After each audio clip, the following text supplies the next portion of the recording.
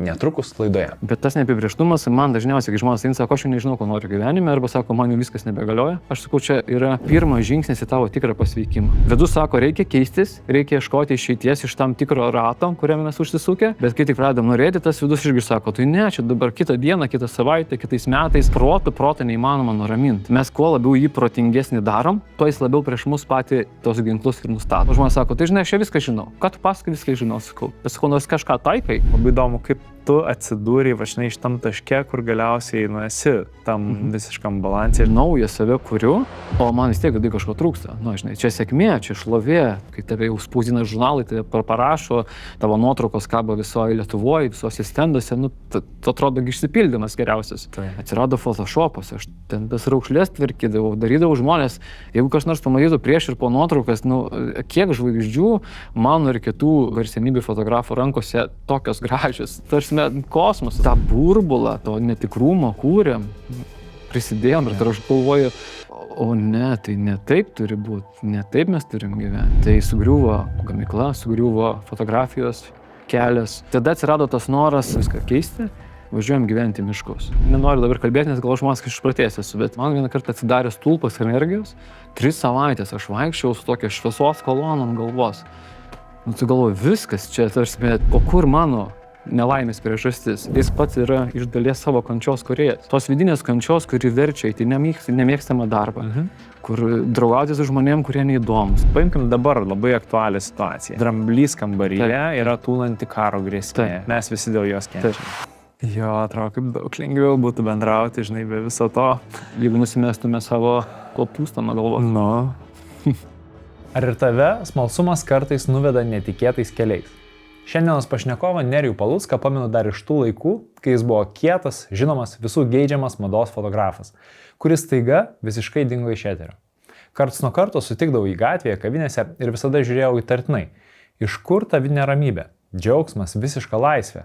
Kodėl jis niekad nieko neveikia, tik bendrauja su žmonėm, vaikšnėja su šeima, ką jis iš vis veikia, iš ko duoną valgo. Tada pradėjau skaityti jo tekstus Facebook'e apie dvasinės keliones ir terapiją.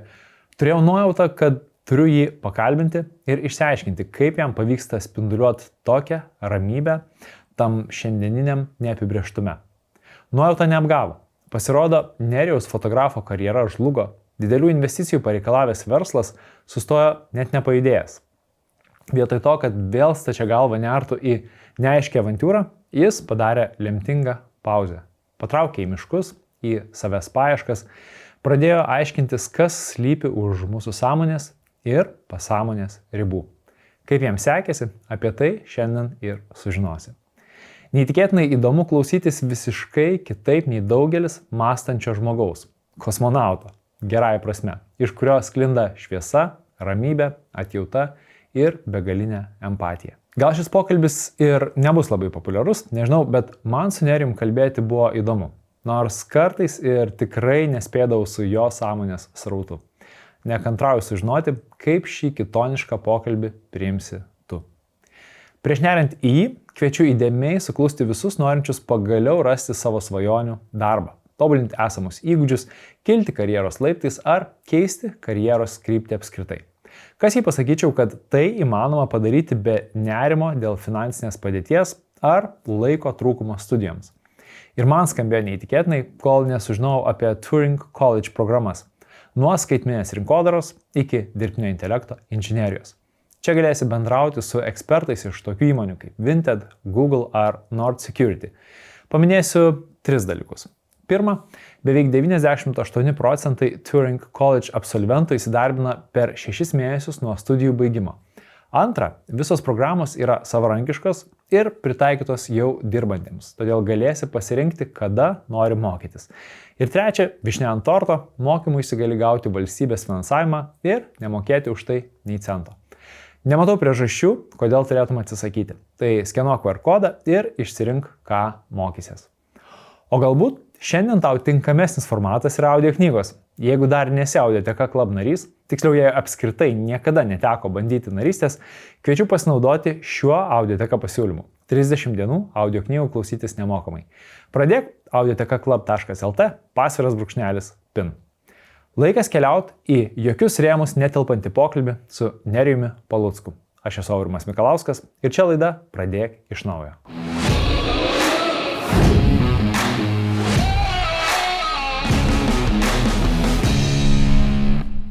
Nerijau, tu esi vienas turbūt keisčiausių mano pažįstamų ir keisti žmonės man visą laiką yra labai įdomus.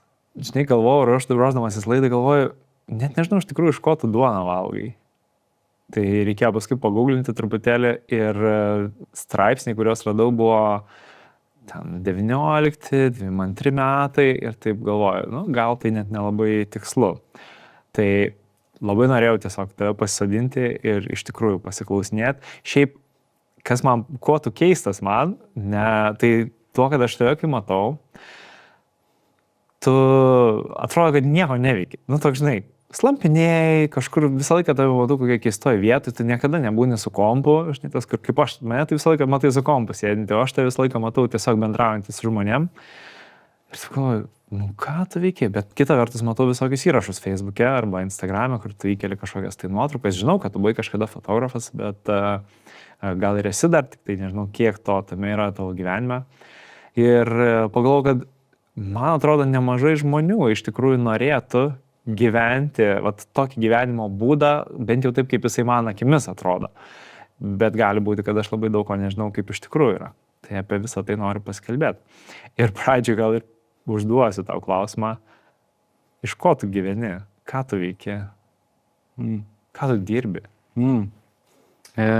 Tavo klausime daug yra tų vietų, kurias galėčiau paliesti.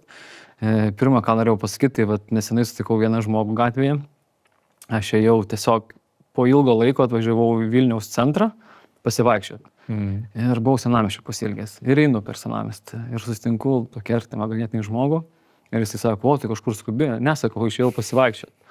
Ir jisai sako, atrodo, tai kažkur tu likti eitum. Turėjai likti tikslą. Ir aš sakau, ne, tiesiog išėjau. Ir tai jisai sustojo ir sako, bet aš supratau, kokia prabanga yra nieko dabar tau neveikti ir tiesiog leisi savo pasivaikščioti.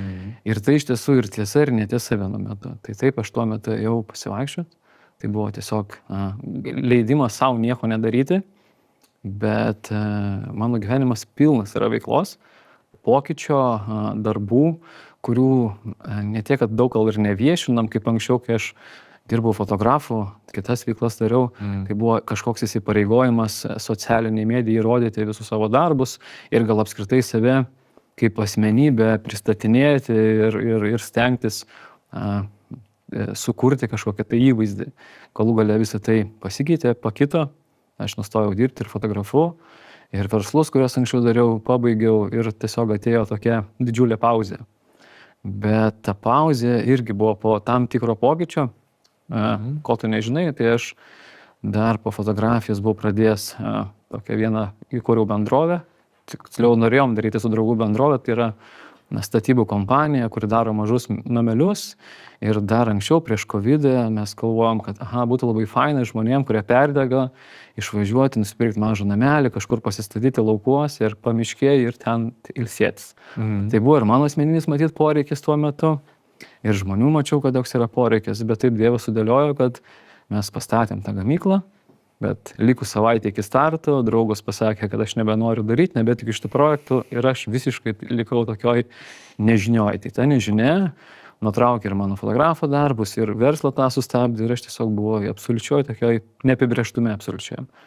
Išvažiavau į Egiptą, vienas, sakau, šeimą reikia pailsėti, pasiėmiau maudymosi, visokią ten tą nardymo įrangą ir dvi savaitės absoliučiai su nieko nebendraudamas tiesiog buvau su vandenynu. Tada grįžau, išskridau į Indiją, irgi 2 savaitėm, ten važiavau pas vieną tokį žinomą mokytoją ganėtinai, nes supratau, kad vidus mano sako, tu atėjai iš tą tašką ir dabar šitas taškas yra naujos pradžios pradžia. Tai ilgas mano tas pasakymas, bet ką jisai sako, kad aš kai, sakykime, praradau labai daug to, kas buvo stabilu, atsirado daug neapibrėžtumo. Ir tas neapibrėžtumas iš tiesų dabar tęsiasi prieš COVID, tai tiek metų tas neapibrėžtumas, kuris pradėjo įgauti naujas formas. Tai aš tapau ūkininku, Tai čia labiau juokauju, aišku, dėl to, kad tai yra ūkininkas, tai yra mūsų būsimas kapitalas, iš kurio mes galvojam kažkiek uždirbti pinigų. Tada mes savo santaupas, visus pinigus pradėjome investuoti į miškų saugojimą.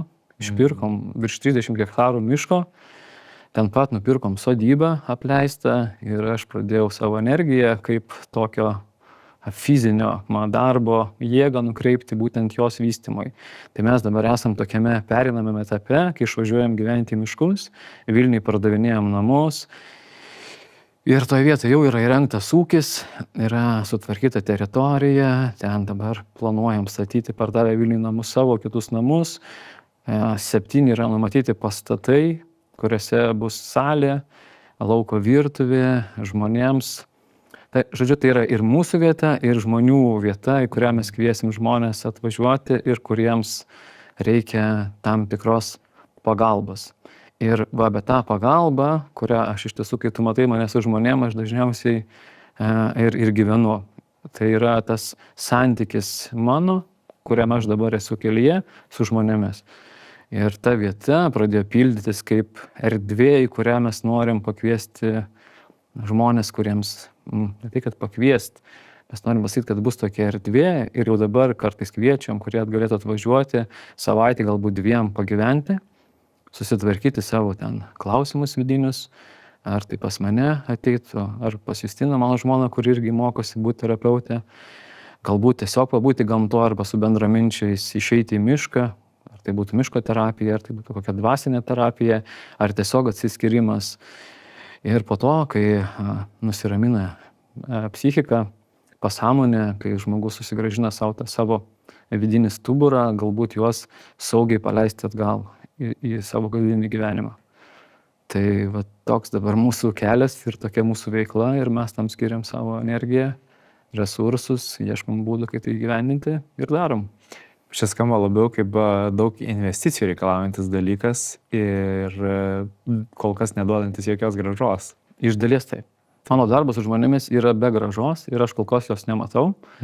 Nors matau, kad per laiką keičiasi tas buvimas su žmonėmis. Aš dirbu kaip terapeutas, jeigu taip galima vadinti, su žmonėmis, ne už pinigus, kas kartais irgi keista, tai iš ko tada reikia gyventi. Bet aš pasitikiu gyvenimu, pasitikiu to, kaip jis vystosi ir kartais stebuklai vyksta tau nežinant, tiesiog to jas reikia priimti. Kaip pavyzdys, ten, kur mes dabar savo namus ruošiamės statyti, mes turim užsidirbę kapitalą Vilniaus namus, jas norim parduoti, tie pinigai yra skirti tada statymui kitų pastatų kaime, savo rankomis, su talka, su žmonių pagalba, tokiu pasitikėjimu. Bet šalia dabar kaimynas sugalvojo parduoti irgi sodybą. O tai buvo mūsų kaip tokia su Justina pamąstymas, kas būtų, jeigu įsivaizduoja kaimynas sugalvotų mums parduoti sodybą. Praėjo 2 savaitės ir praktiškai po 2 savaičių kaimynas sako, mes čia galvojame išsikraustyti ir sako, gal žinai, kam reikia sodybos. Yeah. Ir taip irgi atsivėrė tokia nauja vieta, kaip darbas, kurį dabar bandome gyventi. Tai šitam projektui, šitam išpildymui jau mes kaip ir nebeturim to kapitalo.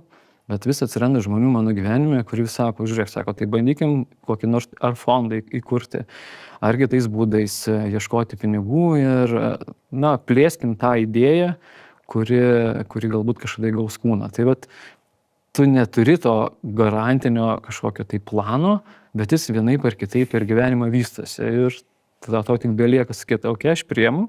Suprantu, tai yra mano dabar veikla, darbas, skiriu tam energiją ir darau. Kaip jinai bus išpildyta, nebus išpildyta, aš galo nežinau. Bet aš ir nežinau, kad aš kažkada miške atsidursiu. Niekada nežinau, kad gyvenimas mane tiek kartų keis iš vienos profesijos į kitą profesiją. Apskritai, kad mes čia su tavim kalbėsim. Tokių dalykų mes nežinom, bet tai kažkaip tai unfoldinasi, atsiverčia. Tai dabar aš tokiame savo paties pasitikėjime, to dangaus pasitikėjime gyvenu ir iš tiesų tai ir su žmonėm tą patį veikiu, tai gal tik tai taip stipriai neviešinu, nors tikrai kartais ir socialinį mediją pakviečiu viešai, bet tikrai savaitę 1 kartą 2 turiu žmonės, kurie ateina ir ieško tų atsakymų, kaip tą gyvenimą susitvarkyti ir kaip pasitikėti ir kaip rasti tos sprendimus, kurie kartais mums atrodo neįveikiami arba nesuprantami. Čia viena tokia tema iškart iškyla, kurią aš pastebėjau, mūsų laidos žiūrovams labai jautri yra. Mes kažkaip buvom tokį, žodžiu, Tomą pasikvietę, kuris labai aktyviai užsima, sakykime, žmonių gydymu, nors ir neturi jokio, sakykime, psichoterapijos, psichologo ar panašiai, žinai, išsilavinimo. Ir buvo tikrai labai didžiulė banga, sukilimas toks, žinai, šarlatanų išvadino jį ir taip toliau, žinai, už tai, kad jisai čia užsima dalykais, kuris neturi teisės ir jokios atsakomybės neneša, žinai. Ir aš taip galvodamas apie mūsų pasikalbėjimą, galvoju, užduosiu tau klausimą, kaip atskirti tau pačiam, tam žmogui, žinai, kada tu eini tokios, kada tau reikia psichologinės pagalbos, o kada reikia, tokios labiau gal dvasinės pagalbos, nes man tai tokie, atrodo, kaip ir du skirtingi poliai, aišku, jos kartais galima labai gražiai apjungti, bet turbūt labai dažnai to ir išsiskiria, kad, sakykim, tie, kas tą psichoterapiją teikia, jie yra dažniausiai ten su kažkokiu tai išsilavinimu psichologiniu ar panašiai, o tie, kas teikia jau tą dvasinę pagalbą, tai visada žmonių akimis vieni bus ten išvadins šarlatanai, žinai, kiti sakys, ne, čia iš tikrųjų yra dvasiniai dalykai ir ten nėra jokio reguliavimo, žinai. Ir kaip tu, pavyzdžiui, tarkim, nes apie tai galim labiausiai kalbėti, kaip tu jauti, ateina pas tave žmogus, žinai, ir ar jam reikia psichologinės pagalbos, ar jam reikia tiesiog dvasinės pagalbos?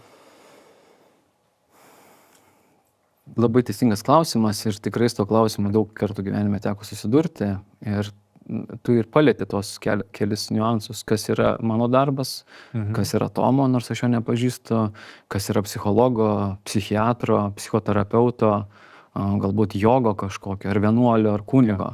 Mes kaip ir visus dabar to žmonės stengiamės įdėti į vieną apvalkalą, taip toks visuomenė taip pratus. Jeigu tu padedi žmogui, tu kažkoks esi, nežinau, ar tai gydytojas, ar dar kažkoks, bet teisingai tu sakai, psichologas turi psichologinį išsilavinimą, psichiatras turi psichiatrinį, kas dirba su pasąmonė, kažkas gydo vaistais. Aš save suprantu kaip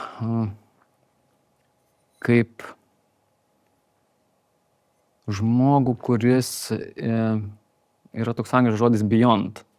Beyond tai yra už. Ką tai turiu omeny, nes psichologija tai yra tai, ką mes suprantam, kas pas mus galvoje egzistuoja, yra pasąmoniniai dalykai, tai, kas pas mus yra mums nesuprantamų būdų, kažkada tai įrašyta į pasąmonę ir aš tai vadinu asmenybė. Tai yra asmenybė, kuri susiformavo per laiką nuo tam tikrų patirčių. Tai reiškia, kur gimė, su kuo augo, kaip su juo elgėsi, visos tos patirtis virto asmenybė.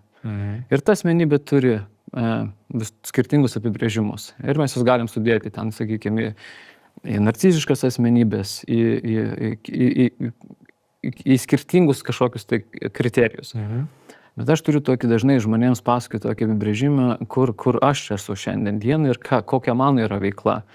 Ir jeigu ten žmogui reikia eiti pas psichiatrą, aš su juo ir nesistengiu dirbti, nes tai yra ne mano darbas.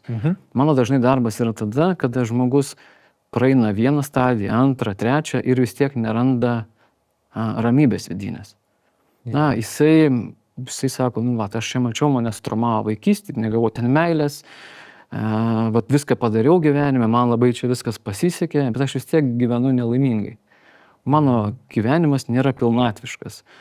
Arba žmonės, pavyzdžiui, nuvažiuoja vaskas, kažkokias pasidaro, arba kažkokius grybus suvalgo ir jiems atrodo, kad palengvėja, bet jie paskui krenta į didžiulės duobės. Ir aš nesakau, visi žmonės tada turėtų eiti pas mane, bet pabandau paaiškinti, ką tai reiškia. Tai aš žmogų matau kaip kopūstą. Mes kai gimstam, mes turim širdį, bet neturim to didelio, sakykime, rato lapų. Ir kai mes gimstam, pradeda formuotis mūsų lapai. Pirmas sluoksnis, antras, trečias ir panašiai. Nuo aplinkos, kur mes augam, priklauso, filosofiškai sakant, vabalai, kurie mus graužia. Jeigu, sakykime, aplinkoje yra kažkokių tai, nežinau, santykiai blogi, toksiški tėvai, draugai kieme ir visą kitą, jie po truputėlį žaidžia mūsų lapus. Ir tie lapai ant viršaus nuo jų užauga. Ir mes taip augam ir staiga mes užaugam iki suaugusio žmogaus. Tai mes praeinam visas stadijas ir dabar turim didelį kopūstą. Ką daro psichologai, psichiatrai, dažniausiai eina, atlipinėja tuos lapus ir sako, žiūrėk, čia yra kažkoks sukirmintas dalykas, jį reikia užgydyti ir sutvarkyti. Ir čia yra problema. Ir čia prasideda ir saviugdos visos, ir tie darbas su skirtingais daktarais, ir tu bandai lopyti visą kopūstą. Aš per gyvenimą, kai dirbu su žmonėmis, sakau, kad mes turim kopūstą, mes turim jį lopyti, nes tai yra mūsų kasdieninis įrankis, su kuriuo mes veikiam šitame pasaulyje, kaip save pristatom. Bet mano tikslas yra patraukti kopūstą.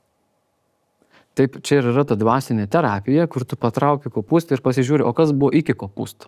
Nes kopūstas tai yra laikė susiformavęs darinys, tokia aš turiu paralelę, kuris sąveikauja šitoje visuomenėje. Bet prieš atsirandant šitam kopūstui, kažkas turėjo būti. Kažkas turėjo būti gyvas. Maži vaikai gyvena, jie neturi susitapatinimo nei su tėvais, nei su tėvų piniginė, nei su brandais ant drabužių, jie neturi santykio rasės, lyties ir viso. Jie tiesiog gyvena. Ir ta gyvastis yra dažniausiai matoma jų akise, jie dažnai būna laimingi, tokie pilnatviški. Ir mes patys, kai buvom vaikai, daug kas neturėjo labai sunkios vaikystės, turi tą prisiminimą, kad vaikystė kažkokia buvo magiška. Atrodė, laikas neegzistuoja, tu be galo gyveni pilnumoje tokioje patirties. O paskui staiga kažkur visą tai dingo.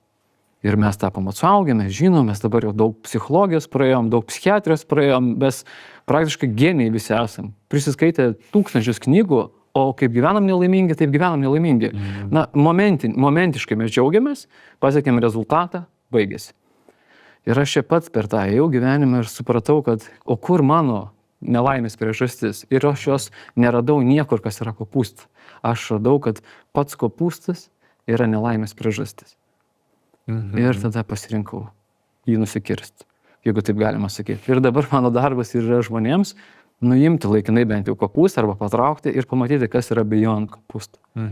Ir tai sprendžia praktiškai iš karto visas įmanomas problemas. Net pradeda sveikti kūnas. Todėl, kad nebėra susitapatinimo su savo problemomis, nebėra susitapatinimo su tuo, kaip kas turi būti, kūnas iš karto atsipalaiduoja ir eina į sveikimo stadiją. Tai yra dvasinė praktika, tai nėra kažkokia tai apibrėžta kažkokia praktika, kur galima paimti, paskaityti. Tai yra man pačiam per gyvenimą atsivėrusi šitą praktiką, kurią aš pats naudoju ir padedu kitiems žmonėms taip suprasti, patirti ir galų gale taip gyventi. Iš to mes ir tą pradėjom veiklą daryti, nes mes jau nebetelpam. Žmonės atvažiuoja pas mus į namus, su manimi bendrauja, bet aš jau nebetelpu. Man reikia ir daugiau žmonių paviesti, man reikia laiko, nesinori kartais žmonių, kurie atvažiuoja, pakalba 3 valandas, paleisti atgal. Jiems reikia savaitę laiko, digestinti, kaip aš sakau, subūti su tuo, susijungti atgal. O tai yra atgal susijungimas su ta pačia egzistencija, kurią mes pametėm. Ir kai tu atgal susigražini, tu gali atgal uždėti kopūstą, bet tu jau gyveni kitame pojūtyje, kitame supratime. Tai galėčiau sakyti gražinimas savo atviros sąmonės. Atvira sąmonė reiškia, kad esi pilnai sąmoningas, matydamas viskas, kas vyksta su tavim ir galėdamas nebesąveikauti su tuo. Tai yra tikrai realus pokytis, kuris įvyksta ir kuris keičia apskritai paradigmą pasaulio. Tai kiekvieno asmenį, aišku. Pasaulis lieka koks yra, bet savo santykis su savim ir pasauliu keičiasi.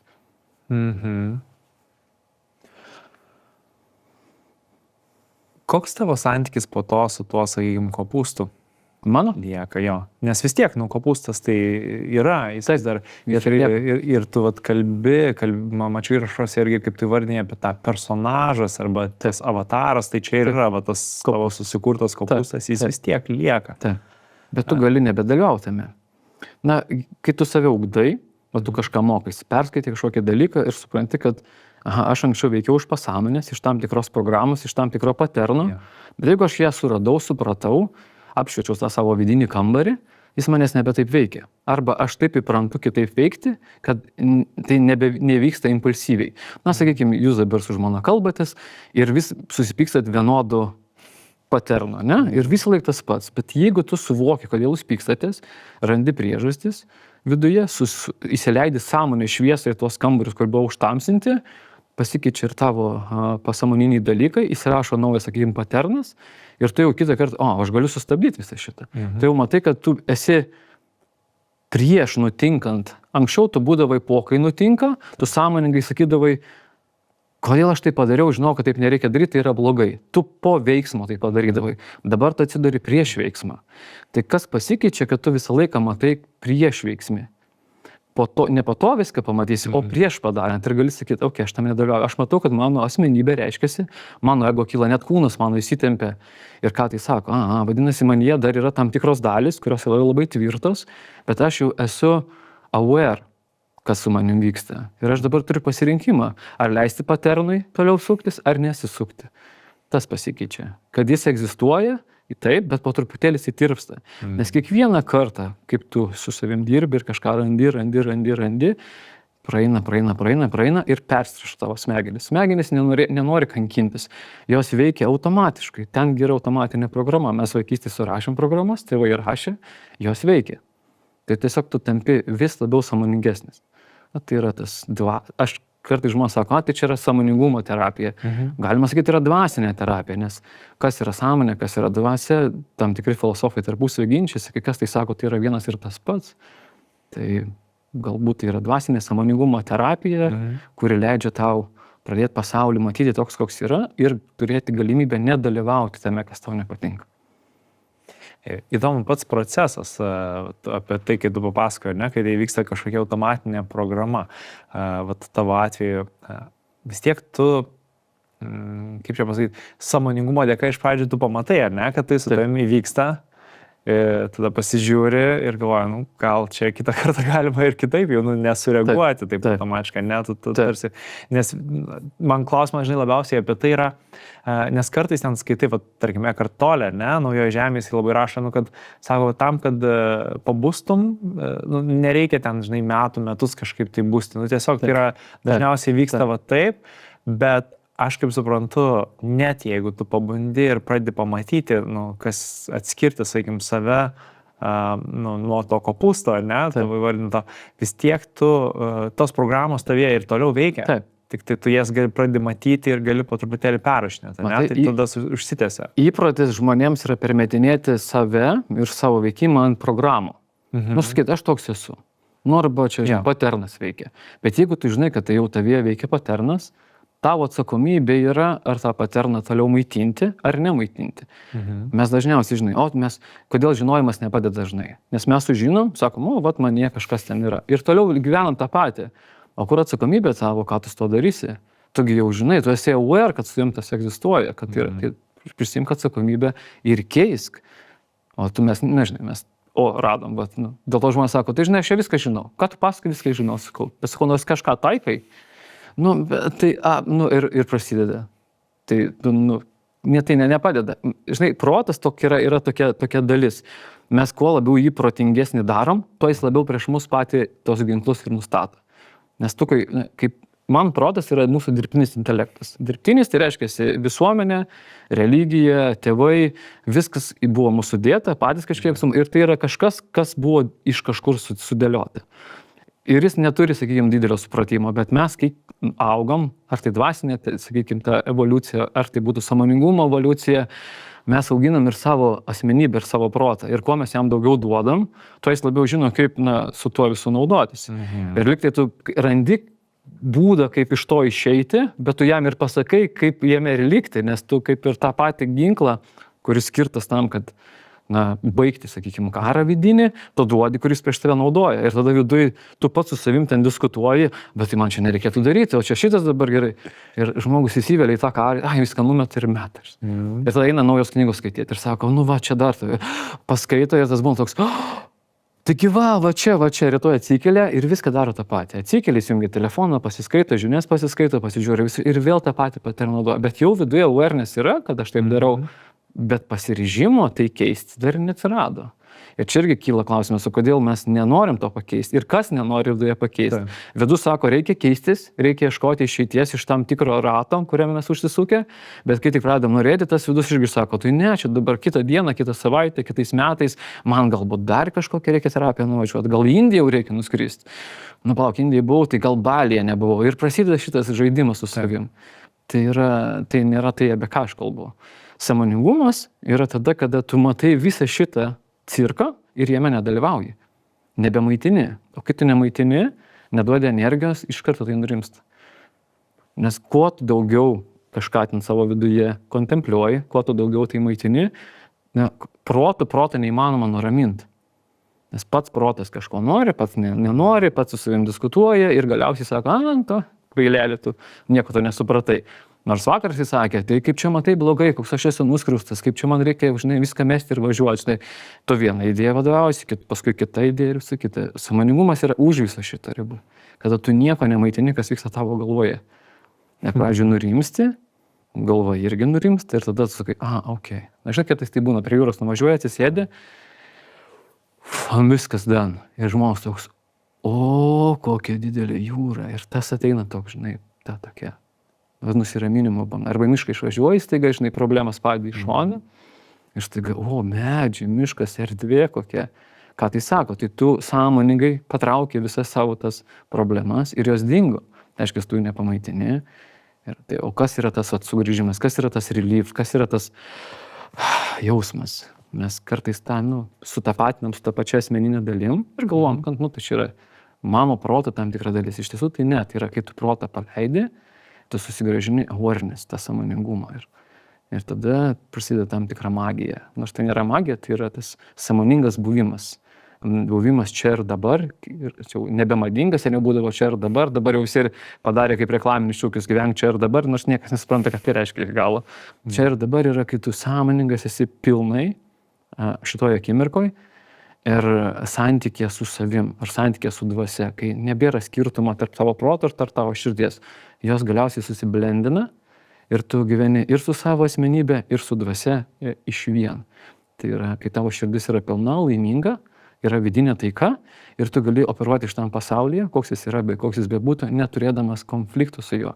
Tau jisai nebėra priešas tavęs, yra tavo dalis, bet tau nereikia nei ten slibinų nugalėti, tau nereikia su kažkuo kovoti, tu tiesiog supranti, kad tai yra to didesnio pasireiškimo dalis ir kai tai akceptini, priėmi, bet tas, kai santykiai mes būnam, pykstamės, bet jeigu tu priimsi savo žmoną tokią, viskas. Čia, nebėra, vis konfliktas baigėsi. Bet daug žmonių ką daro, jiegi tu toks, pasaulis toks, visi tokie. Ir mes visus ten bandom, nugalėti, bandom pakeisti, o užtektų tik tai priimti. Ir tada nusirameni, ir tada atsiranda daugiau atjautos, supratimo, sąmoningumas kyla, nes tu pradedi nebe iš konfliktinės situacijos žiūrėti, o iš tos sąmoningos situacijos žiūrėti. Ir kartais tada ateina tie ir dvasiniai supratimai, ir ta filosofija išsiskleidžia, labiau suprantama pasidaro, kodėl šitas pasaulis toks ir kodėl jis taip veikia, kodėl mes susitikom ir šis kas čia susitiko. Ar čia tik protai susitiko, vienas kitą panugalėti, ar yra kažkoks gilesnis dalykas. Koks yra mano ryšys su mano tėvais, koks mano ryšys su mano vaikais, ką aš jaučiu iš tiesų, kai aš esu besąlygiškas, ką aš jaučiu, kai aš gyvenu paprastume, neprastume, bet paprastume. Tai šitie dalykai pradeda ateiti per supratimą ir tu tada, okay. Po to tas gilus suvokimas. Man reikia knygą pasakyti, viskas, I'm done, dabar aš galiu gyventi gyvenimą. Įdomu labai, žinai, kad tu paminėjai būtent apie knygas, sakykim, apie serialus ar apie ten kažkokius tai keliavimus, žinai, Indijas ir panašiai. Bus įdomu išgirsti tavo kelią, nes tu, kiek žinau, irgi labai daug ir skaitydavai ir kaip tu, žinai, sustoji ir pradedi tai iš tikrųjų taikyti. Tai aš tą visą kelionę galbūt net galėsim detaliau pereiti, nes man labai įdomu, kaip tu atsidūrei važinai iš tam taške, kur galiausiai esi tam visiškam balansė, žinai, priėmime, kur tu tą savo asmenybę visiškai priimi. Dar apie protą man toks, ar tu esi skaitęs Siddhartą Hesės? Tu nustebsi, aš beveik knygų nesuskaitęs. Jo? Beveik. Ir tai galbūt kažkam nuskambės labai keistai, aš beveik nesuskaitęs knygų. Aš esu kelias skaitęs, vieną iš tauto parekomendavau toli knygą, atsimeni kažkada? Taip, atsimenu. Tai čia buvo turbūt viena iš 5 knygų, kurias aš per gyvenimą perskaičiau. Okay. Bet taip atsitiko ne dėl to, kad aš jų nenorėjau skaityti, arba aš užmigdavau, kai vaikystės skaitau knygas, mane versdavo skaityti, bet aš nuo vaikystės turėjau tokį, galvojau, kad visi turi. Paskui tik supratau, kad ne visi turi. Ta vidinį knygyną, kur aš, kadangi neturėjau labai artimų santykių su tėvais, man teko susikurti santykį su savo vidum. Na, kaip pabėgti iš nemalonių situacijų, aš bėgdavau vidų, kaip ir dauguma tai daro. Ir tame irgi šiaip mes kartais užstringam. Tik aš, kai ten pabėgau į vidų, aš pagalvojau, bet tai čia tiek visko daug yra. Nes, knygas, kai mes rašome, žinai, galim rašyti iš žinojimo, kurį mes kažkur perskaitėm, perfrazuoti savo mintis, bet kartais, kaip filosofai kokie atsisėda arba mąstytojai, jie būna ir tekstas rašosi. Ir aš labai dažnai tekstą rašau, nežinodamas, ką rašau. Aš taip rodau, bet aišku, dabar taip rašau. Bet tik po to, kai tu skaitai, galvoji, čia tas. Tai yra tas, ką žmonės kartais menininkai sako, ta flow būsena. Aš žinau, iš kur tai yra, anksčiau nežinodavau, bet ten pat yra visi ir knygynai, ten yra begalinė biblioteka, kai mes net nežinom kartais, kad neegzistuoja ir net nežinom, kaip ją patekti. O aš ją vaikystėje radau, galvoju, kad visi ją turi. Tik tai nesutikdavau bendraminčių tokių, tai man buvo labai keista, nes man būdavo įdomu kalbėti apie kosmosą, apie tą kažkokius ten potyrius, bet nebūdavo tokių žmonių, žinai, mano pasaulis buvo labai toks primityviai standartinis, nuo medinių žaislų iki paskolaus ir ten, kaip ir turbūt ir tu praėjai ir visą kitą. Bet jie visi ir turi žmonės, ne? Turime tik jie ryšį praradę. Taip. Jie galbūt niekada neatkreipia dėmesį į vidų, bet jis yra pas visus. Mes nei vienas nesam atskirtas ir kažkoks unikalesnis negu kiti. Ne visi turi santykį tokį išvystę, arba nebūtinai ten pat pasižiūrėjo, kur aš pasižiūrėjau, kur aš pradėjau melstis vaikystėje. Mano tėvai visiškai, tėtis netikė Dievą, mama netikėjo, bet jinai dar tokia buvo gal per vidurį labiau. O aš vaikystėje melsdavausi. Man tiesiog tai būdavo, aš kiekvieną vakarą melsdavausi ir kiekvieną kartą gaudavau atliepimą visą laiką. Ir aš galvoju, kad tai irgi normalu. Kai su tavim atrodo kažkas viduje kalba. Ir ne tai, kad žodžiais, bet atliepia tavo maldą. Tu būni ir sakai, žinai, viešpatie, žinai, sakau, man labai reikia tą pagalbos. Ir pareina tą pagalbą. Pareina kažkoks žinojimas, pareina kažkokie sprendimai. Tu su to gyveni ir atrodo, kad tai čia normalu. Paskui pradėjai su draugais kalbėti. Nenormalu, tada su mamom pradėjai kalbėti, jos kažką jau galbūt žino to klausimo. Ir taip ateini iš tavo atsaugusi žmogus gyvenimą ir pradedi galvoti. Aš daug metų kaip ir slėpiau liktai tą visą dalyką, galvojau, kad tai yra nenormalu, nes kai tu užaugi mažam mieste, kur reikia treningus nešioti, trumpus plaukus, tai atrodo, kad šitos dalykus reikia nuo visų slėpti. Galiausiai priejau prie pripažinimo, kad neturiu to slėpti, kas yra mano viduje ir pradėjau tiesiog to dalintis. Tai čia yra apie knygas. Jeigu apie patį kelią, tai šitas kelias ir prasidėjo turbūt nuo vaikystės maldų, nuo sapnų, kur aš visą laiką būdavau puolamas tamsios energijos, nes mane visą laiką norėdavo nužudyti, bet daug kartų yra nužudę, paskui supratau, kad aš visai ir nemirštu. Tai atsirado tas santykis. Iš vaikystės, atsimenu. Nuo pat vaikystės mane tokios juodos energijos norėdavo pagrobti. Iš tikrųjų yra pagrobę, tada fizinį skausmą patyriau, bet čia turbūt ne tas klausimas dabar yra. Tai tas pasaulis už mano proto ribų visą laiką man buvo pažįstamas. Ir aš su juo labai daug gyvendavau. Iš to išeidavo mano ir ta patirtis, ir mano pasirinkimai. Galiausiai ir dabartinis mano gyvenimas yra turbūt dėl to toks, kad vidus taip stipriai stumia ir veda link to, kur dabar mes esam. Ne tai, kad mano protas ten sako, išsipildyti man ten reikia, tu parašai tekstą, būtinai pasirašy, kad čia man to nereikia. Tiesiog aš žinau, kad tai ir egzistuoja, aš matau, kad kiekviename tai egzistuoja, jau labiau, kai dirbu su žmonėmis ir pas juos tas pats atsiveria vandeninas, tas gilis, tai nebeskirstai, nebestatai čia teisinga, neteisinga, čia iš knygų, čia ne iš knygų, tai yra mūsų bendras galbūt energijos laukas, kuriame mes gyvename, egzistuojam, ta pati dvasia, ar Dievas, kuris yra, sako, visur ir viskas. Tiesiog tikrai ne visi turi tą patirtį su tuo prisilietimą, bet kai vyksta prisilietimas, kai vyksta supratimas, tu nebekvestionuoji to klausimo. Nežinojimas yra tol, kol tu nežinai, kol tu nepatyrai, kol tavyje Dievas tavim nepasisveikino. Kai tai vyksta, viskas, tu visą gyvenimą tai neši. Net jeigu ir vieną kartą tavo gyvenime vyks, tu negalėsi to paneigti. Tu jausi, kad viduje kažkas buvo, kažkas labai stipraus mano gyvenime ir aš dabar ilgiuosi to. Kai kurie žmonės neturi tos patirties, bet viduje vis tiek jaučia ilgesį tą. Ir tai aš labai per toli turbūt išėjau. Ne, gerai, o kada tu pirmą kartą pajutai tą ryšį? Jau vaikystė, kaip sakiau.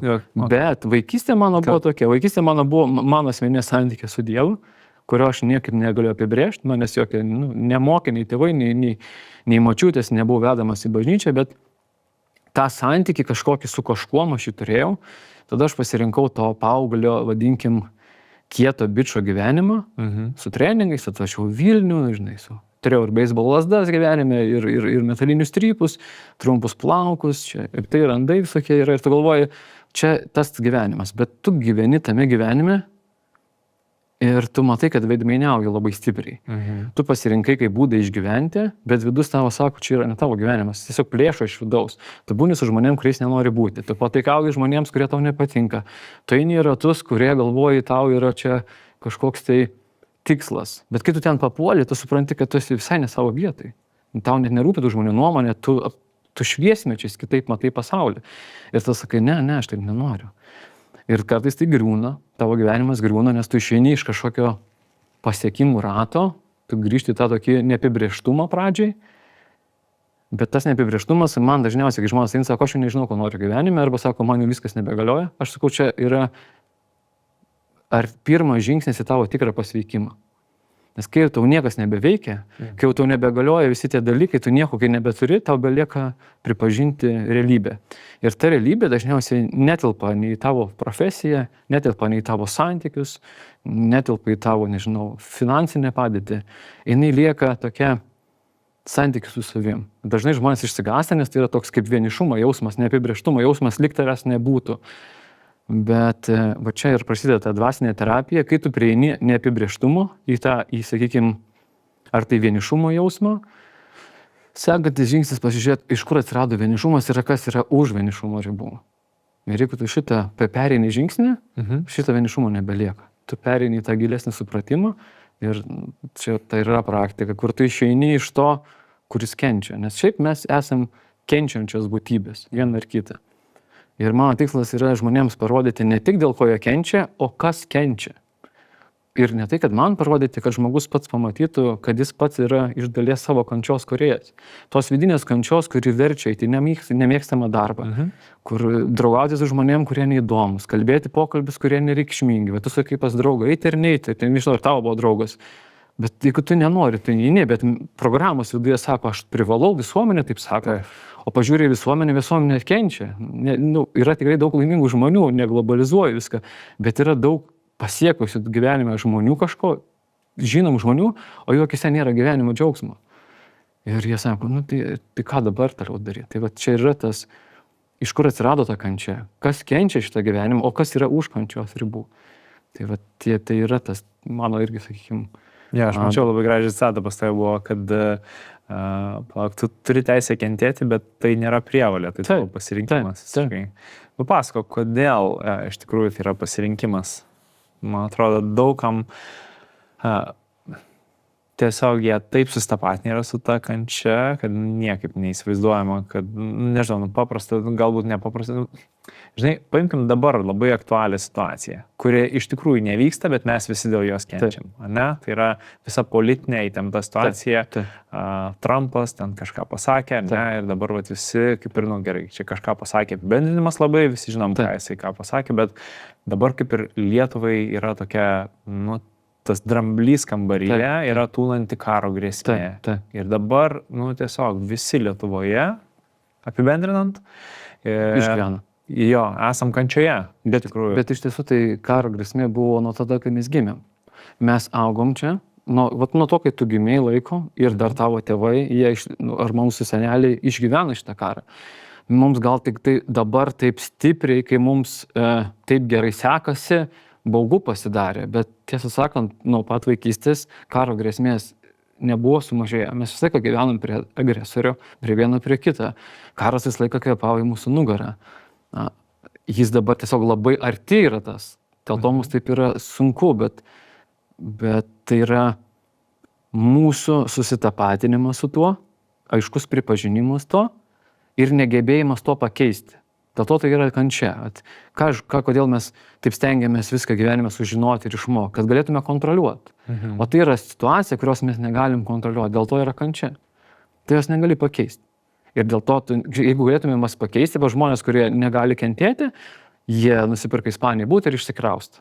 Pagyvena, ten irgi galbūt ne viskas gerai, grįžta galbūt į Lietuvą, dabar būtų pardavinėję. Bet kančia yra iš to, kad tu negali išgelbėti to kenčiančiojo.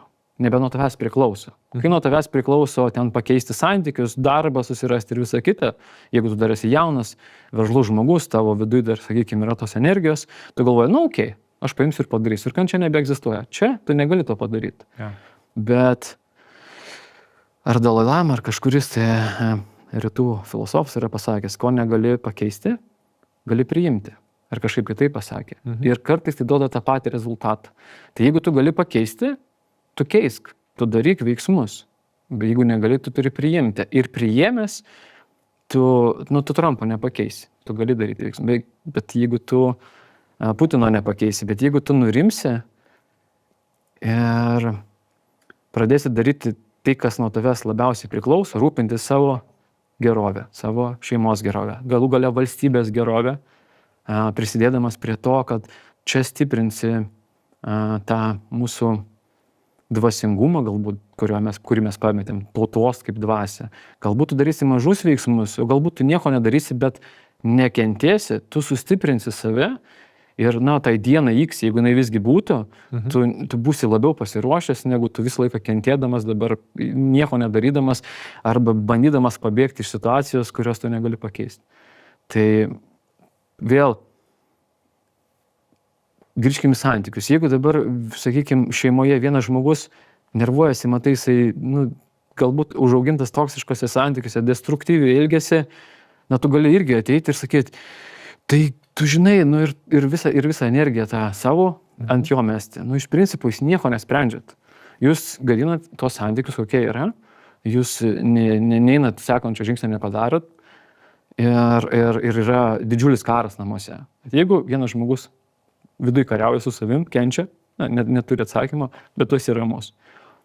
Ateini ir sakai, žiūrėk, brangioji, arba brangusis, arba nieko nesakai, tiesiog tyliai būni, tiesiog tyloji. Tu leidi jam nurimti ir tada tu ieškai sprendimo. Tai jau kai du žmonės nurimę, sprendimą lengviau suras, negu mes dabar esam visi įsitempę ir davai tada susipriešinam, susimušam, kas Lietuvoje ir vyksta. Mes iš principo esam karas kare, Lietuvoje kariauja tiesiog tauta, atrodo, su kai kuriais žmonėm gali kalbėti, su kuriais nebegali. Ir mes taip išsiskaldėm, taip išsibarstėm, kad dabar tik belieka ateiti priešui.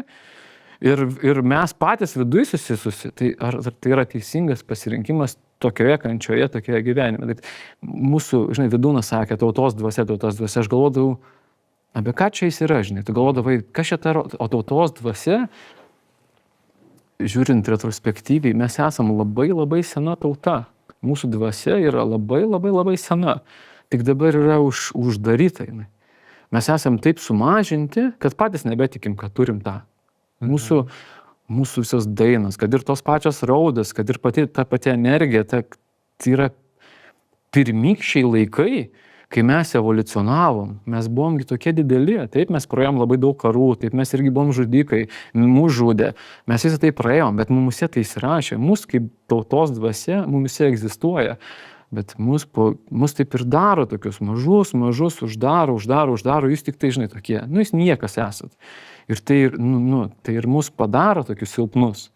Mes nebegalim veikti iš vien, mes nebegalim susitarti vienas su kitu, mes nebegalim ieškoti sprendimų, mes ieškom, kas kalti dabar, kur čia reikia padaryti. Ir tai yra labai didelis pavojus. Yra didesnis pavojus turbūt negu, tai yra, aš tai sakau, tai yra, aš matau, kad tai vyksta, bet aš nemaitinu savo gyvybinę energiją to, ko aš negaliu pakeisti. Aš ieškau būdų, sprendimų, kaip, jeigu, sakykim, kitas pavyzdys, jeigu ieškau būdų, kaip sukurti alternatyvų būdą, kad ir savo šeimo arba savo rate žmonių, arba žmonių, kurie ateina, sakykim, važiuoja traukinys, man lysti po ratais, manęs neliks. Tiesiog jau traukinys važiuoja nuo gatvės. Tai aš sakau, ir tikrai būdavo žmonių, kurie eina, kovoja ir daro, ir jie kenčia, nes jau įtampa didžiulė, o jisai nestoja, traukinys lekia nuo kalno. Bet aš sakau, tu išlipk ir padaryk kažką kitą. Ir tie žmonės, tos daug energijos išlipo, pradėjo kažką kitą daryti ir nuostabius dalykus daro. Ir jie tame pasaulyje, kuris yra neapibrėžtas, kuris yra karo grėsmė, pradėjo kažkokius gražius dalykus kurti. Ir jie tą energiją nukreipė į visiškai kitokio pasaulio kūrimą. Ir labai daug žmonių pradeda juos kreipti dėmesį. Tie žmonės, kurie neturėjo alternatyvos, kaip ir aš vaikystėje neturėjau alternatyvos, nemačiau kitokio pasaulio, negu ten vadinkim kietų bernų pasaulis. Dabar jie mato, kad yra kitoks pasaulis, išlipa iš to traukinio ir sako, ne, aš irgi taip noriu gyventi, aš noriu tą daryti, aš taip noriu puoselėti. Ir net jeigu mes neturim garantijų, bet mes vis tiek galim kurti tą pasaulį kitokį, kokiam norim gyventi. O nesėdėti ant traukiniai ir sakyti, žinai, pasaulis yra, o toks, koks yra, nu tai ir važiuojam kartu. Nu taip, turi teisę žmonės kentėti ir jie gali važiuoti su to pasauliu. Bet manau, kad ir kiti variantai yra galimi. Galima ir padėti žmonėm, galima rūpintis vienas kitų, galima gražinti galbūt tą tautos dvasią, kas čia yra labai didelis darbas, galbūt galima susitaikyti. Mes susipykę visi su savo tėvais, susipykę su savo giminė, mes individualistai tokie pasidarė, kur, o ką tai duoda? Tai kančia. Yeah. Tu neturi ryšio su savo brangiausiais, tu neturi ryšio su savo tėvais, tu neturi ryšio su savo tauta, su galų galiau su pasauliniu, bet turi ryšio, tu kažkoks vienišas egoistas, kuris į save bando realizuoti ir dabar kankinasi, nes negali įtvirtinti savo galios, nes pasaulis ne nuo jo priklauso. Va iš čia ir kančia turbūt. Dabar net nebebandysiu apibendrinti, nors iš pradžių gal dar visai apibendrinama, dabar manau, kad tai iškels dar daugiau klausimų, jeigu aš pabandysiu apibendrinti. Bet labai gražiai, man atrodo, sudėlioja, žinai, kad mes iš esmės nukenčiam pagrindė dėl to, kad bandom sukontroliuoti tai, ko mes negalim sukontroliuoti. Iš tikrųjų, pamiršę, kad jeigu mums ta kontrolė yra tokia būtina, yra tam tikrų dalykų, kur mes galim sukontroliuoti ir galim nukreipti savo energiją į tos dalykus, kuriuos galim. Kodėl kontroliuoti, jeigu galim kurti? Yeah. Kontrolė iš principo yra nesaugumas. Mes esam nesaugiai auginti vaikai. Mes nesijautėm saugus, todėl supratom ir dėl to daug žmonių šiaip ir kenčia. Tai yra bandymas užbėgti įvykiams už akių. Kodėl mes tiek daug skaitom knygų? Kodėl kiekvieną kartą, kai kažkas kažką padaro, nori sužinoti, ką jisai žino? Nes nežinant kažko, tau yra nesaugu. Nes kai vaikai mes buvom maži, mes kai pradėjom patirti tas nesaugumo patirtis, ar tai tėvai išgerdavo, ar tiesiog nebuvo pinigų, ką tai sakydavo vaikui, kad reikia tokios aplinkos, kurios aš neturėjau. Vadinasi, tokią aš aplinką turiu sukurti. Ir aš ją bandau sukurti visais įmanomais būdais, taip, kad aš joje galėčiau saugiai jaustis. Bet priežastis mumise yra tas, kas nesijaučia saugus. Ir kiek reikia energijos įdėti, kad sukurti tokį pasaulį, pastatyti tokias pilis, kuriuose tu galėtum jausti saugus. Vietoj to, kad pažintum, kas yra tas nesaugumas, išsigydytum kabutėse nuo to, arba galų gale pamiltum ir priimtum tą savyje dalį ir viskas, jinai neverčia tavęs to daryti. Tu išeini, tu subręsti. Tai man tai yra toks evoliucinis etapas, kai mes būnam vaikai, tada tampam paaugliai ir tampam kažkada mačiur suaugę. Šiandien dienai labai daug matau vaikų arba jau tampančių paauglių. Mažai matau sąmoningų suaugusių žmonių. Nes kaip pat žinai, mes veikiam iš tų pačių patirčių ir mums tas viduinis vaikas iš to savo nesaugumų čia viską bando padaryti arba visos kitos patirtis irgi taip pat atsiliepia. Ir mes permetam tai ir ant savo vaikų ir jie permes ant savo vaikų ir toliau tas seks. Bet jeigu tu išeini iš to rato, pasiveiksti, sakykim, arba įvyksta transformacinė tavo, viskas tai nutrunka, paternas nebesisuka. Ir tada tu galvoji, tai aš galiu ir kitaip dar gyventi. Nebūtinai kaip visuomenė liepia, galbūt niekada aš ir nenorėjau kaip visuomenė gyventi, gal ta visuomenė serga. O tai gal aš galvoju paieškoti kitą kelią, gal šitas kelias yra teisingesnis. Ir dažnai taip ir būna, kad tu taip, aš čia universitetą baigiau ne dėl to, kad noriu, nes tėvai sakė, reikia baigti. Dar vieną baigiau dėl to, kad o gyvenimas žiūri baigėsi. Ir dėl to būna, tai žmonės, žinai, kraštutinytė, kur eina, supranta, kad ne savo gyvenimą gyvena ir viską meta ir dingsta. Na čia kitas kraštutinumas. Kartais jis reikalingas, nes tu išvažiuoji galbūt į vienuolyną ar atsitrauki ir tada tu vėl grįžti į visuomenę. Bet kartais pusę gyvenimą žmonės gyvena ir net neklausia savęs. Sako, tai čia normalu. Kiekvieną dieną taip kentėti, tai nėra normalu. Tai yra primesta ir kartais man atrodo, kad mus taip išmokė, kad mes tokie būtume netikėtojai, savo gyvenimo bijotojai, kai tuo tarpu mes turim visas galimybės. Kai mes žavime žmonėmis, kurie kažką pasiekė, tai jie iš to tikėjimo pasiekė. Tikrai ne iš tokio, kad man gyvenime nepasiseks, aš nieko nedariau. Ne, jis tikėjo savo gyvenimu, jis pasirinko ir žiūrėk, įvyko. Tai kodėl tau negali tai būti? aišku, daug sudedamųjų, mes globaliai kalbam, žinai, kalbėtume apie kiekvieną žmogų atskirai, vėlgi buvo savos istorijas. Bet, na, tu palėtė klausimą globalų, tu sakai Trumpas, čia karas, tai jį ir neįmanoma atsakyti turbūt ne globaliai. Tai. Ja. Neatsispirsiu pagundai pareklamuoti savo išleistą knygą, kurią tau pasakau, nes apie tą prijaukinimą, knyga 4 susitarimai, galite matyti, labai daug ten yra išsamei kalbama, būtent kas tai per dalykai, žinai, ir kaip mes prilimpam prie to, kaip jisai vardės planetos to sapno. Taip, arba visuomenė, ten, žinai, kaip tos visuomenės tų taisyklių. Bet grįžti dabar aš noriu truputėlį prie tavęs, nes tu baigiai savo asmeninę istoriją pasakoti toj vietoj, kur tu buvai, sakykim, toks paauglys, kuris su beisbolke, su treningais atvažiavo į sostinę ir kaip toliau, kaip tu iš to išėjai? Arba kaip toli nuėjai su tais bernais ir su ta neigiama visa įtaka? Ganėtinai greitai baigėsi, ganėtinai tirštai buvo tai, bet ganėtinai greitai išėjo. Aš prieš 16 jau pradėjau didžėjauti mokyklai, tada buvau savo miesto didžėjus, tai labai tave greitai suko šitas pasaulis. Čia labai greitai irgi patyriau, susipažinau su labai daug skirtingo plauko žmonių ir visai tokių buvo įdomių žmonių gyvenime, bet jie tokie, aš tuo metu galvojau, kad ta energija yra norma. Vat, žinai, kodėl tas kartais įvyksta relief, kad tu ilgai gyveni sustapatinę su patirtim, kuri, pavyzdžiui, kaip baimė. Baimė gyvenime. Ir atrodo, kad tai yra kasdienis tavo lydėtojas. Ir tu taip susitapatinė su tuo, susigyveni, kad tik kai išlendi iš ten, tu supranti, kad tai nėra vien tik taip. Nėra tik kančia, nėra tik baimė, nėra tik tai, kad tave apgaus kažkas, nėra, kad tave užpuls kažko, nereikia tau čia saugotis galbūt per daug, bet tik išėjęs iš to. Tai bet aš atvažiavau, taip stipriai sutirštėjo visas šitas mano pasaulis, aš kažkaip labai save taip įsivaizdavau tuo metu, kad tik taip aš išgyvensiu, bet visą laiką jaučiau, kad Vilnius yra ta vieta, kur kitokių žmonių daug yra. Ir aš kai pamačiau, kad yra kitokių žmonių, man labai lengva buvo sakyti, vėl, lengva buvo pasakyti, nebuvo taip lengva išeiti. Na, žinai, priklausomybė, alkoholis, tūsai, atrodė, kad čia yra pasiekimas, o man tai buvo didžiausia kančia, nes vidus man visą laiką plėšė mane iš vidaus. Bet kai aš supratau, kad visokių yra žmonių, aš tada tiesiog sakau, uždarom šitą, paleidžiam, paskui pasiekmes tvarkomės, nes tas pasiekmes lieka mūsų kūne ir tada, taip aš susipažinau su Justina ir Justina man buvo tas uostas, į kurį aš kaip garlai vis atplaukiau, žinai, visi sudūžau. Ir tada gabalais pradėjau save sulipinti, susilipdžiau vėl save kaip tokį savo patinkančią asmenybę. Tapau, žinomas, sakykime, fotografas, jau raudonas kilimas, tas, sakykime, svaigulys, žinomumo. Čia buvo su virtuvės mitų griovėjais? Prasidėjo taip, jie prasidėjo, mes su Alfa susipažinom, kai dar nebuvo mitų griovėjai, kai dar Alfas nebuvo niekam žinomas, mes su juo pradėjom tą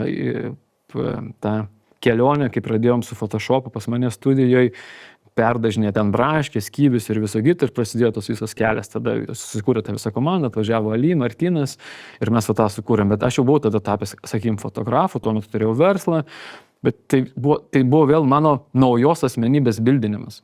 Bet čia taip būna, kad tu eini, bet kad ir su dvasinė, gerai, nueisim iki dvasinė, sakykime, to susitapatinimo, kuris irgi dažnai egzistuoja. Tai sugriuvo, sakykime, to miesto mažo berniuko istorija, su tais visais bandytais ir visą kitą. Tada aš pradėjau kurti save tokiam pasaulyje, kurį visą laiką idealizavau, aš tame pasaulyje idealiam papuoliu ir ten žurnalai, žinai, kai tave jau spausdina žurnalai, tave parašo, tavo nuotraukos kabo visoje Lietuvoje, visose stenduose, tu atrodo išsipildymas geriausias. Tai.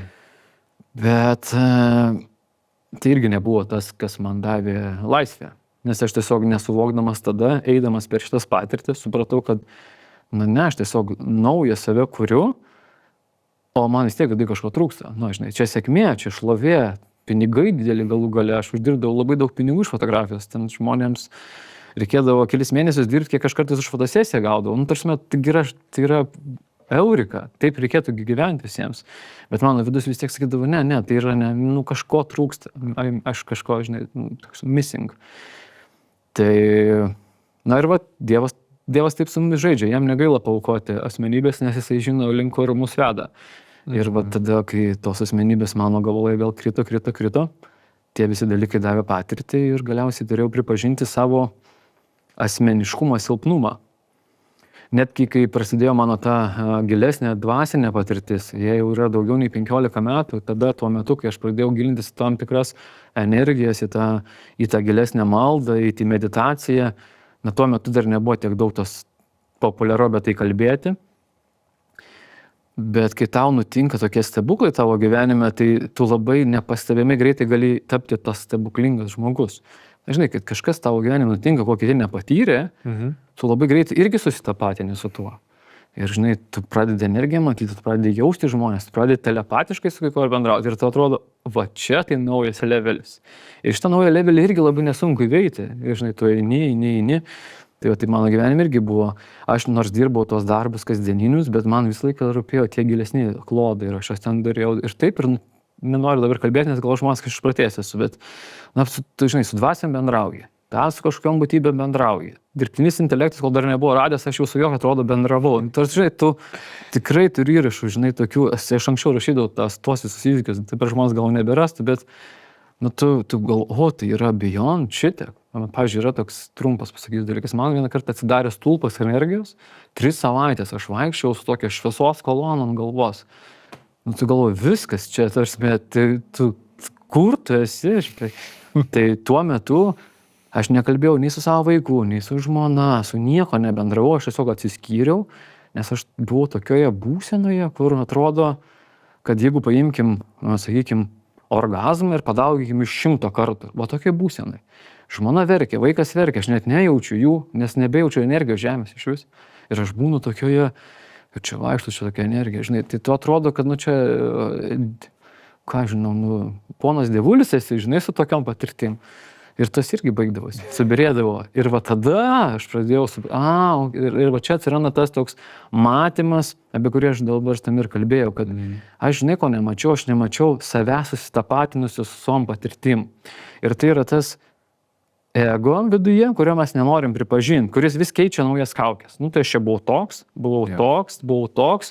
tai dabar aš esu kažkoks čia, žinai, patirčių turėtojas ir čia galiu pasakas pasakoti, taigi čia, wow, kaip gerai. Ir man Dievas per veidą, sėsk ant žemės ir sėdėk. Ir tada aš supratau, kad tai aš ir su tuo tapatinęs. Ir tada, kai atsirado mano pripažinimas, aš pamačiau tą dvasinę aroganciją, kurią pradėjau ugdyti savy. Ir ją labai sunku pripažinti. Nes tu padedi žmonėms, tu gali daryti stebuklus tuo metu, kaip kabutės sakau stebuklai, tu matai už proto ribų. Labai lengva paslysti. Ir labai daug žmonių šiandienai matau ant to paslydusių, nes jie ir ką tai duoda vėl, ką man tai davė. Iš manęs visai atimdavo mano tikrumą ir pilnumą. Kiekvieną kartą, kai mano asmenybė pasimdavo kažką tokio globalaus ir sakydavo mano, baigdavosi. Tu gauni flow kažkokį, gauni tokį patvirtinimą ir sakai, va čia aš. Kad? Nes protas bando tapti tuo, kas per jį vyksta. Dvasinės praktikos, bendravimas, sakykime, su kunigais, su vienuoliais, su žmonėmis galų gale yra patirtis, kuri per mus vyksta. Tai ne mes esam patirties kūrėjai, mes to nesuprantam, o mes labai norim to pasisavinti. Ir dėl to pas mane Facebook'e yra parašyta, nesitikėkit upės srovės, pasisėmė podelių upės vandens. Ką tai sako? Tai tavo asmenybė, ego pasisodino, pasisėmė tą flow, vadinkim, tą kūrybinę energiją, tą dievo energiją, vadinkim, tą palaimą. Čia aš. Viskas, su podeliu ir sėdi. Ir apsimetinėjai, kad aš turiu tą patirtį, taip turiu, bet baigėsi. Ir va čia būdavo, va čia ir atsirado ta mano. O tai kur čia yra problema? Kodėl aš taip patiriu ir vėl duobė, Ir kai aš tą supražinau, pripažinau, aš tikrai stovėjau Vilniuje kieme, kur tikrai viskas atrodo gerai, žmonės svajonių gyvenimas, aš to ir verkiu. Galvoju, viešpatis, sakau, man labai blogas, sakau, padėk man. Vat kyla ir dabar, žinai, ir sakau, tu pasimk mane ir daryk, ką reikia. Ir tai pradėjo griūti tie dalykai, pradėjo viskas birėti ir dabar, man atrodo, mes esam tam keli, kur netrodo, aš tiesiog žinau, nenoriu taip, kad nuskambėtų kažkaip arogantiškai. Tai yra Dievo kelias, kuris mums buvo duotas. Ir visi stebuklai, kurie dabar vyksta, yra jo rankose. Bet kiek metų reikėjo, kad aš pripažinčiau tai, žinai, nusimeščiau savo patirtis ir sakyčiau, žinai, daryk, ką nori. Jo, aš tavęs klausydamas prisiminiau apie, žinai, tą ego, kai kalbėjai, toks vienas labai fainas mymas, aš žinau, kur jį rasti, tai pasitengsiu uždėti iš tam video, kur yra toks sėdi vienuolis, žinai, skryžiavęs kojas, kaip tu pradžioj norėjai sukryžiuoti, žinai, ir toks, sako, tipo, pagaliau nugalėjau savo ego, žinai. Tada tylos pauzė ilga ir tokia. Aš tiek smarkiai geresnis už visus kitus dar. Tikrai. I'm so angliškai, I'm so much better than everyone else, žinai. Taip. Tai aš tai galvoju, gal žinai, užtvirtinimai labai būtų faina žmonėm įsižeminimui, bet kai tu sakei, viskas sugriuvo, gal tu gali papasakoti šiek tiek detaliau, žinai, ką sugriuvo. Jo, tiesiog, kad suprasti geriau, nes kai sakai, žinai, tu žinau, kad tą patirtį turi, bet mes nežinom, ką iš tikrųjų tu išgyvenai, apie kokį sugriuvimą tu kalbėjai. Ir čia kalbant ir apie, žinai, apie fotografijos karjerą, apie Žinai, kaip dabar, kai atrodo, kai tiek daug metų rašau tą patį žmonėms, dirbu, žinai, galbūt esu kažkada Facebook'e rašęs žmonėms, gal atrodo iš šono, kad man lengva čia labai filosofuoti ir čia dalintis visokiom idėjom ir čia, žinai, kai man gyvenimas pasisekė. Nu, žinai, vadinkim pasisekė, tai mes ir dabar sunkiai dirbom, ir anksčiau dirbom, tai tokia ir sėkmė, žinai. Manifestacija yra geriausiai manifestuojasi per sunkų darbą. Gali manifestuoti kiek nori, bet jeigu neįdėsi pastangų, nesimanifestuos. Tai aš visai kiekauju, kad tai yra, nori, kad manifestuotųsi, eik dirbti.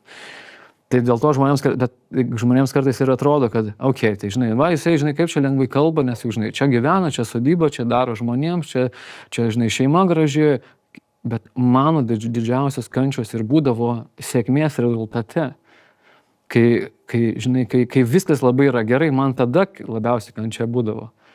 Nes aš žinodavau, kad ne tai yra. Aš man taip, kai tu turi tikslą ir juo tiki, eini vedamas to tikslo, tu užsiliuoji save, bet kai tu esi rezultate, ir rezultatas baigėsi, šlovė baigėsi olimpinio čempiono po 3 savaičių, 4, mėnesių, dar 2, viskas. Tai jeigu tau išsipildo tavo finansinė sėkmė, jeigu išsipildo tavo santykiai, viskas išsipildo, tu sėdi vis tiek blogai. Ir čia didžiausiai kančia. Ir aš čia daugiausiai mokiausi kiekvieną kartą. Ir kai aš pripažinau, kad tai yra ne taip, kaip reikia, tai kaip nuo pradžių mes pradėjom kalbėti tą mūsų pokalbį, dabar suprantu, kad dėl draugas pasakė, nedarom tos gamyklos, nors jau jie buvo pastatyti. Tada buvo kančia. Bet tada Dievas patraukė tuos dalykus, kurie nereikalingi mano gyvenime. Patraukė darbą, kurį aš jau baigiau dirbti ir paliko nieko neapibrėžtumą, kad aš sustočiau. Ir kai aš sustojau, kai jau mano projekcijos nebegalėjo niekaip realizuotis, aš pradėjau žiūrėti tuos subtilius dalykus, kurie man jie yra. Tiesiog atsirado vietos pripažinti dalykus, kuriuos aš nenorėjau pripažinti. Ir kai juos pripažinau, kai pradėjau matyti, pradėjau iš naujo gyvenimas klostytis.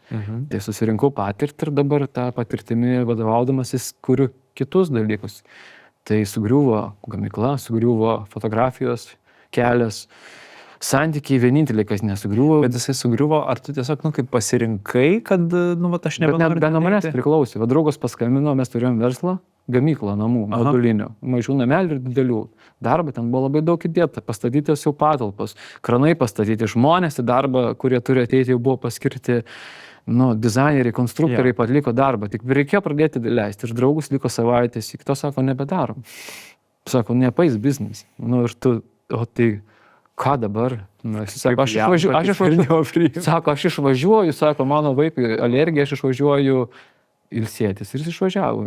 Bet taip. O fotografija? O fotografija, žinai, gavosi irgi taip dėsningai turbūt buvo taip einama, kad dariau. Bet aš jau viduje jaučiau, kad tas pseudo tobulas pasaulis irgi atsisloksnuoja nuo manęs. Nes aš pats iš pradžių norėjau jį papulti, norėjau turėti tą super gražų pasaulį. Ir jisai buvo labai super gražus.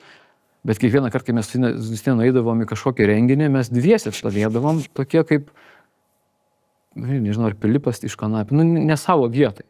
Ir atrodo, visus žiūri ir visi lik ne savo vietai. Yra vienas kitas juokiasi, bet tu pradedi ir galvoju, ką mes čia iš tikrųjų veikiam, žinai.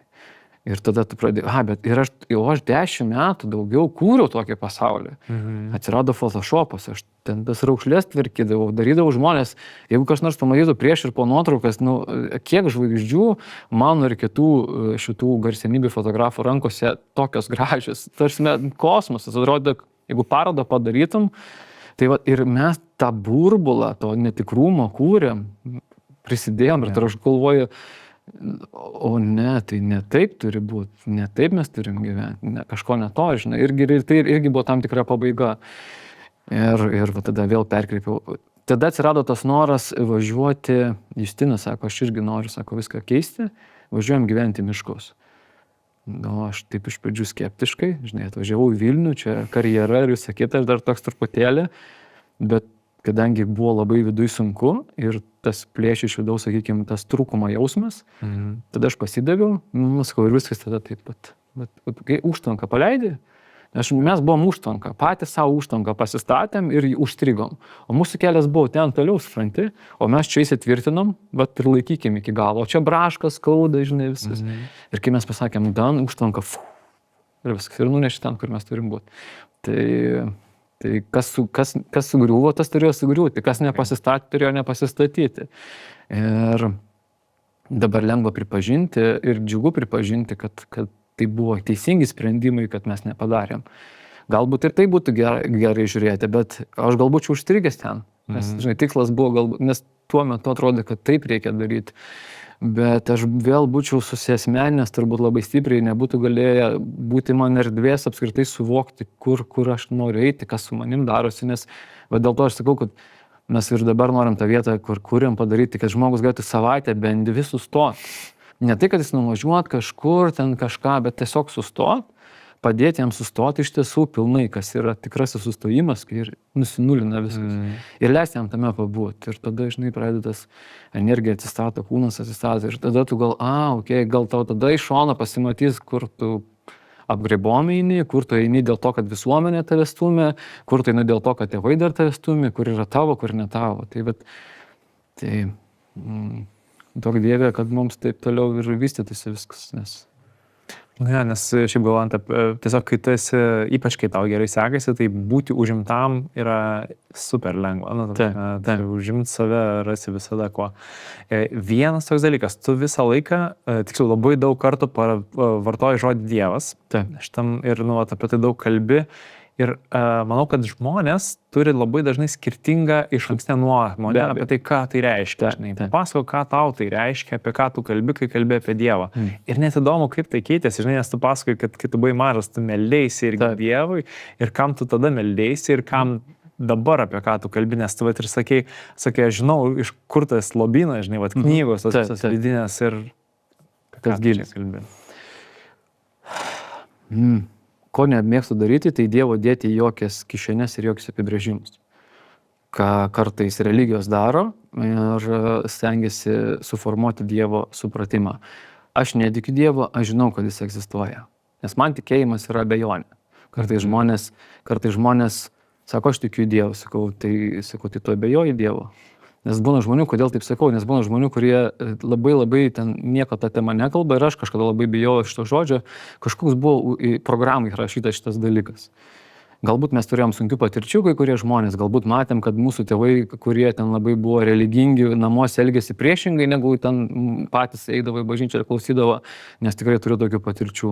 Yra net sunkių patirčių, kur žmonės, kurie išpažįsta Dievo viešai, namuose yra pragaro kūrėjai ir tu tada, kai tai matai, šiaip girdi visuomenėje, kas vyksta, tai ta žodis Dievas mums dažniausiai asocijuojasi su krikščionišku Dievu, kuri irgi yra, ir tada tu matai, kad disonansas vyksta ir tada tu šitos temos nelieti.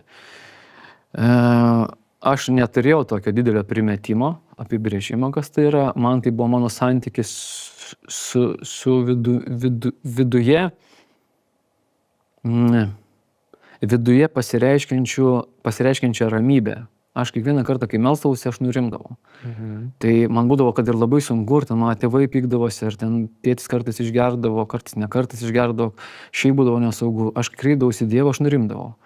Ir man pirmiausia tai pasireikšdavo per ramybę vidinę. Aš taip nurimdavau ir gal ačiū. Ir tada toks.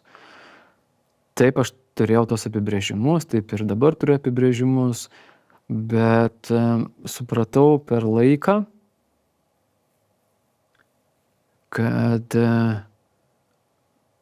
aš nerandu Dievo tik tai tam tikroje terpėje, kaip, pavyzdžiui, einu į bažnyčią, nors aš ir bažnyčiai randu.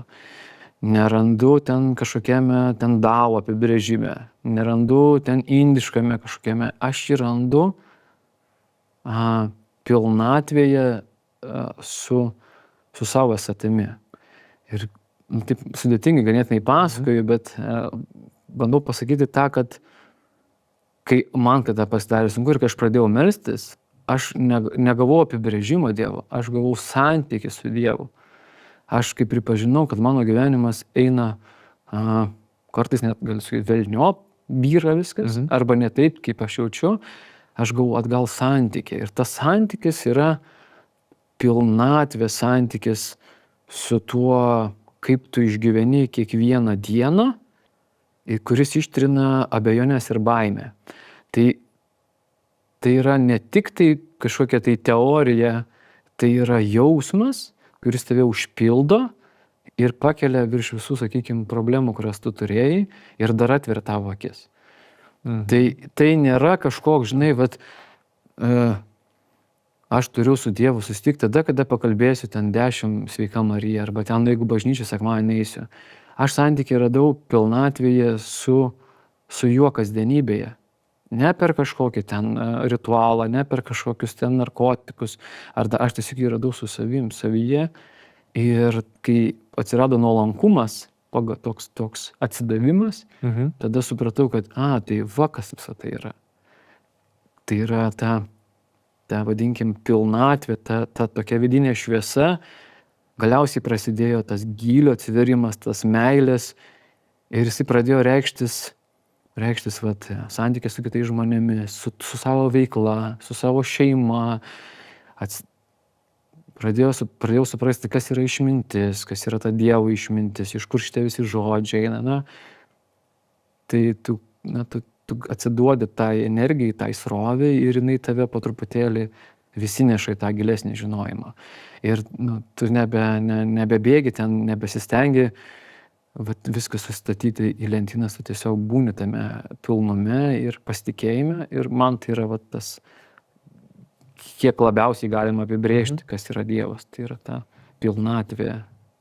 Ir jos neturėjau, kol neatstačiau ryšio su tuo. Geras, pirmą kartą girdėjau, kaip kažkas apie tikėjimą, žinai, taip sako, kad jeigu tu tiki Dievu, tai tu abejoji. Bet šiaip, logiška, žinai, pagalvoju, nes aš tarsi renkuosi tikėti, bet lieka ta tokia galimybė, kad jo nėra, bet tik aš tai jį tikiu. Kodėl taip žmonės daro? Ir dėl to, kas aš nepaminėjau, kad būna žmonių, kurie, kai jau tampa vyresni, atsisuka į Dievą, nes visą gyvenimą kaip ir ignoravo, bet, žinai, kažkur galvoje visą laiką yra ta mintis, o jeigu visgi yra Dievas ir aš paskui eisiu į pragarą, išsigąsta žmonės ir pradeda eiti į bažnyčią. Ir tai nėra blogai, tikrai turiu pavyzdžių, kurie nuėjo į bažnyčią ir rado tą santykį, ir jie ten apsiverkė, ir ten rado tą flow, tą atsipalaidavimą, nukrito, žinai, ir aš matau, jie eina į tas pamaldas, ir tai yra taip gražu, tai yra, žinai, Dievas yra visur, jis nėra, tu neteini į bažnyčią ir išeini, ne, jis yra visur. Jeigu tai būtų, labai mes būtume vieniši žmonės, mes būtume labai priklausomi tada nuo vietos. Bet Dievas yra visą laiką tavyje ir tu esi Dieve. Ir jeigu tą suvoki ir atstatai šitą ryšį, klausimų nebekyla, tu nebebejoji, tu nesakai, ten, žinai, taip ir taip, tiesiog tame gyveni. Ir ką tai duoda pasitikėjimą. Tu nebekontroliuoji gyvenimo, o perduodi tam, kas yra už tavo supratimo ribų. Ir tu pasitiki tuo. Ir tai yra ta pilnatvė, apie kurią aš kalbu. Ir tai yra ta tikroji ramybė, kur tau, o kaip bus, tai bus. Aš pasitikiu, net jeigu bus taip, kaip man nepatinka, aš suprantu, kad bus taip, kaip reikia. Nes aš iš to kažką tikrai pasimsiu. Kaip anksčiau pasimdavau, kaip dabar pasiemu, kaip ir ateityje bus. Ir tai duoda tą...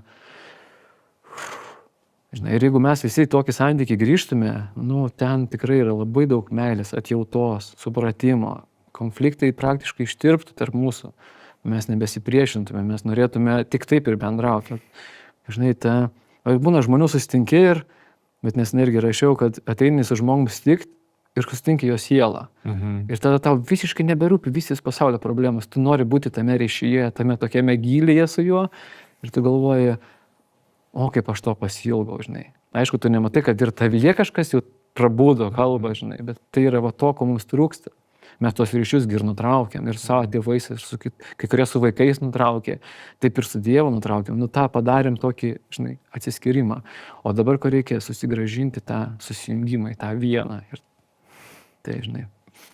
Aš atsimenu pas vieną mokytoją, kai mokiausi, jis labai, man kažkaip gražiai prilipdė ir man nuo to laiko liko apie tą bendravimą, kaip tu kalbėjai, žinai, kad labai dažnai, kai mes galvom, kad mes bendraujam, tarpusavį iš tikrųjų bendrauja dviejų žmonių projekcijos savo ir to kito žmogaus. Ir tai yra du skirtingi pokalbiai vykstantis vienu metu, kur tai, ką tu įsivaizduoji apie save, bendrauja su tuo, ką tu įsivaizduoji apie tą draugą tavo galvoje ir tavo draugo galvoje, sakykim, draugo, nežinau, vyksta pokalbis jo savęs įsivaizdavimo su jo tavęs įsivaizdavimu.